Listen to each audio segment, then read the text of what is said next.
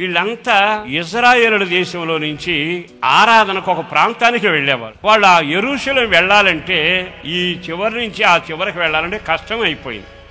కష్టం అయిపోగానే ఆ రాజు ఏం చేశాడో తెలుసా, 2 భాగాలైంది ఇజ్రాయేలు దేశం.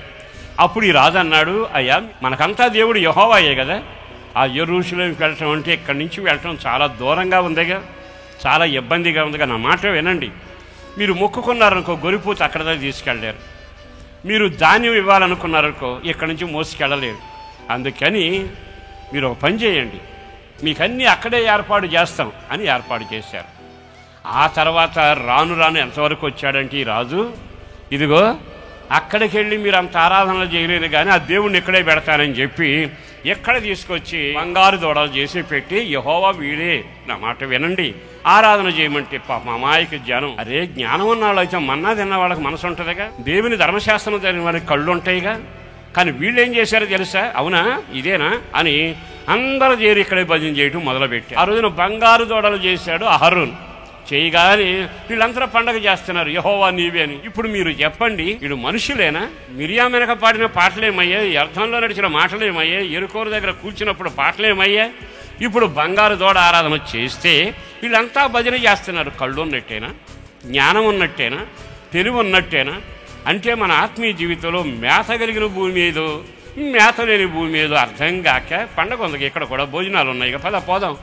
ఎంత దారుణం అండి, భయానకమైన పరిస్థితి.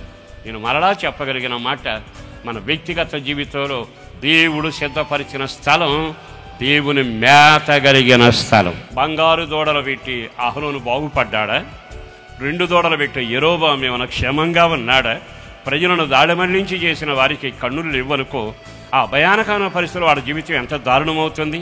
ఓ సేవకుడుగా చెబుతున్నా, మేత కలిగిన స్థలానికి వెళ్ళుదువగాక, దేవుడు నాటిన చోటే నీ ఉందువగాక, దేవుని కృపలో నువ్వు పెంచబడుదువగాక, దైవ ఆశీర్వాదాలకు వారసులుగా మారుదురుగాక.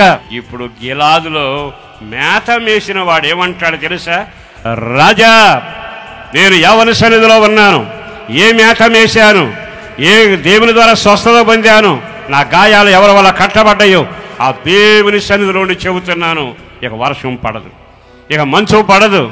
అంత ఖచ్చితంగా నువ్వు ఎలా చెప్పగలుగుతున్నా? రాజు ఎక్కువ, నీ బలం ఎక్కువ? రాజుకున్నది రాజ్య బలం, నాకున్నది మేత బలం. నా దేవుని మేతను మేసిన వాడను నేను.